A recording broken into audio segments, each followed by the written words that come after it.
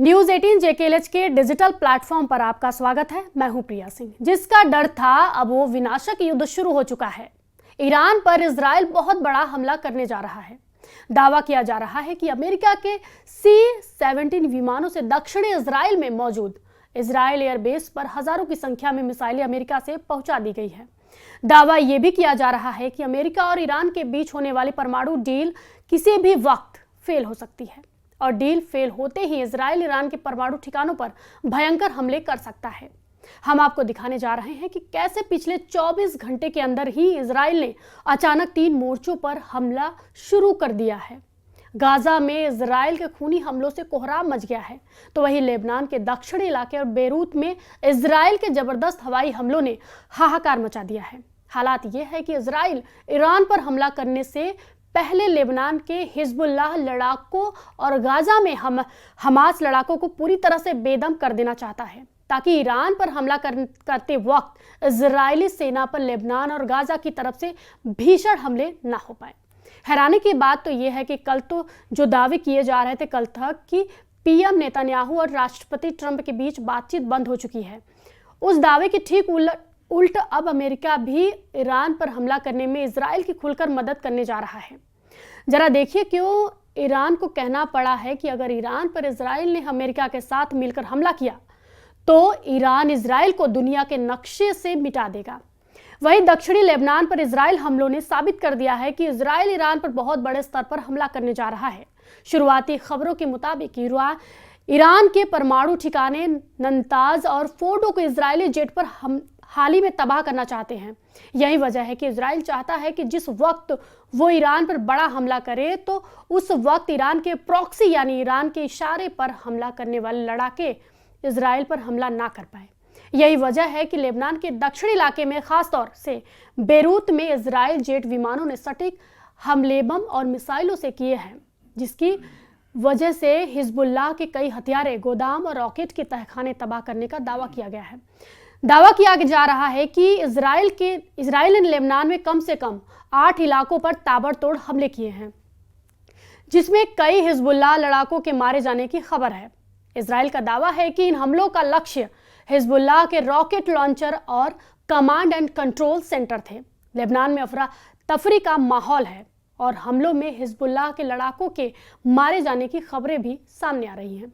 यह हमला हाल के गाजा संघर्ष के बाद हुआ है, जिससे क्षेत्र में तनाव और बढ़ गया है। इजराइल रक्षा बल यानी IDF के अनुसार बारजी सटिंग मिसाइलों के निर्माण में विशेषज्ञ था। दूसरा हमला याटर में हुआ, जहां हिजबुल्लाह की राडवान फोर्स का एक कमांडर मारा गया। तीसरा आतंकी दक्षिणी लेबनान के ऐतराउन में मारा गया। IDF ने इन हमलों का फुटेज भी जारी किया है। इधर ईरान के प्रॉक्सी यमन के ईशी हुथी लड़ाकों ने इजराइल पर खौफनाक हमले शुरू कर दिए हैं। IDF ने घोषणा की है कि यमन से दागी गई एक बैलिस्टिक मिसाइल को उनकी वायु रक्षा प्रणाली ने नष्ट कर दिया है। अब ऐसे हालात में कयास लगाए जा रहे हैं कि ईरान पर इजराइल हमले को देखते हुए इजराइल के खिलाफ हमास, हुती और हिजबुल्लाह के लड़ाकों की तरफ से इजराइल पर बड़े हमले शुरू हो चुके हैं। इधर ईरान और अमेरिका की परमाणु डील फेल होने जा रही है। ऐसे कयास लगाए जा रहे हैं कि ऐसे हालात में ईरान पर इजराइल हमला जरूर करेगा, इसमें कोई शक नहीं, और अमेरिका भी इजराइल को हमला करने के लिए जरूरी सैन्य संसाधन देने लगा है। खबर है कि C-17 मिलिट्री विमान ने 300 उड़ानों के जरिए डियोगो गार्सिया और दक्षिणी इजराइल में सैकड़ों बम और घातक मिसाइलें पहुंचा दी है। इधर ईरान ने अपने मिसाइल तहखानों को फुल एक्टिव कर दिया यानी सक्रिय कर दिया है। इसके अलावा ईरान के विदेश मंत्री अब्बास अराघची ने अमेरिका के साथ परमाणु कार्यक्रम को लेकर चल रहे विवाद के बीच अपना रुख पूरी तरह से साफ कर दिया है। अमेरिका को कड़ा संदेश देते हुए कहा है कि अगर अमेरिका का मकसद ईरान को उसके परमाणु अधिकारों से वंचित करना है तो ईरान कभी पीछे नहीं हटेगा। बता दें कि ये बयान उन्होंने कतर की राजधानी दोहा में दिया है, जहां ईरान और अमेरिका के बीच ओमान में होने वाली अगली परमाणु वार्ता से एक दिन पहले वे पत्रकारों से बात कर रहे थे। अराघची ने साफ कहा है कि अगर बातचीत का उद्देश्य ईरान के परमाणु हथियार अधिकार छीनना है तो हम बिल्कुल भी पीछे नहीं हटेंगे। इधर दूसरी तरफ खाड़ी में अमेरिका के 2 युद्धपोत ईरान पर हमला करने की ताक में बैठे हैं, जबकि अमेरिका के 20 में से 6 से 8B-2 बॉम्बर डियोगो गार्सिया से ईरान पर हमला करने का इंतजार कर रहे हैं। कुछ जानकारों के मुताबिक अमेरिका ईरान पर इसलिए हमला नहीं कर रहा है क्योंकि राष्ट्रपति पुतिन ने ट्रंप से साफ कह दिया है कि अगर ईरान के परमाणु ठिकानों पर हमला हुआ तो इसका असर यूक्रेन युद्ध की शांति वार्ता पर साफ तौर पर पड़ेगा। इधर ईरान के सुप्रीम लीडर अली खामनेई ने भी साफ कह दिया है कि उन्हें अमेरिका के साथ चल रही वार्ता से कुछ भी उम्मीद नहीं है और ईरान बड़ी जंग को लेकर तैयार है। इधर जो खबरें लीक हुई है उसके मुताबिक इजराइल की सेना ईरान के परमाणु ठिकानों को निशाना बनाने के प्लान पर काम पूरी कर चुकी है। अमेरिकी खुफिया एजेंसियों का मानना है कि इजराइल की तैयारी ईरान के परमाणु ठिकानों पर बड़े हमले की है। वही अमेरिकी अखबार वॉल स्ट्रीट जर्नल ने अमेरिकी खुफिया अफसरों के हवाले से की गई रिपोर्ट में यह दावा किया गया है कि इजराइल को लगता है कि एक और ईरान एक कमजोर स्थिति में है तो दूसरी तरफ डोनाल्ड ट्रंप से ज्यादा समर्थन की उम्मीद की जा रही है।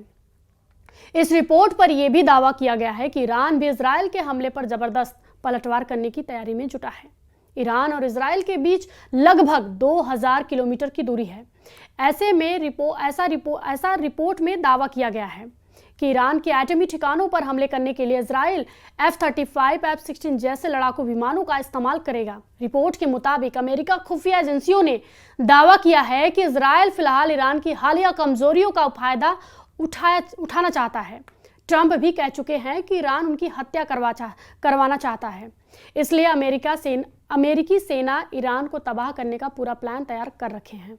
कुछ रिपोर्ट्स में यह भी दावा किया गया है कि हाल ही में प्रधानमंत्री नेतन्याहू ट्रंप से मिलने वाशिंगटन डीसी गए थे, जहां नेतन्याहू ने ईरान पर हमला करने को लेकर ट्रंप से हरी झंडी ले ली है। अब आपको बता दें कि मई 2024 में IAEA ने बताया कि ईरान यूरेनियम को 60% तक संवर्धित करने के लिए 16A IR-6 सेंट्रीफ्यूज का इस्तेमाल कर रहा है। उस वक्त अमेरिका, इजराइल के साथ साथ ब्रिटेन, फ्रांस और जर्मनी ने ईरान के 60% तक यूरेनियम के संवर्धन को बेहद गंभीर खतरा बताया था।